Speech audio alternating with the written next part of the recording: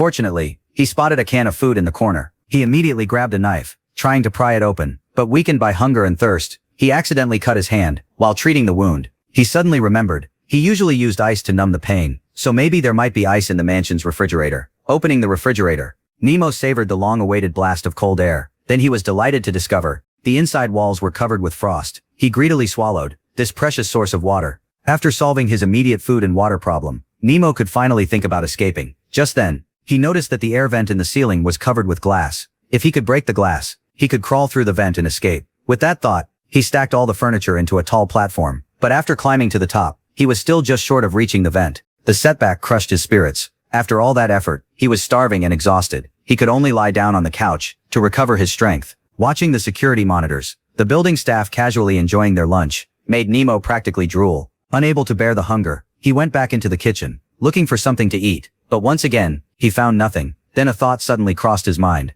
Large mansions usually have a storage room. To test his theory, Nemo grabbed a decorative ornament and pried open the lock. To his surprise, there really was food inside. Not only were there 2 bags of flour, there was also a huge slab of beef. Before he could celebrate, the sound of running water suddenly caught his attention. He rushed out in excitement, only to discover the indoor irrigation system had suddenly turned on. Looking at the flowing water, Nemo immediately threw himself toward it and drank desperately. His food and water problem had been solved for the moment, but the mansion was still an airtight prison. One day, the food would run out, and time was the cruelest enemy keeping Nemo trapped.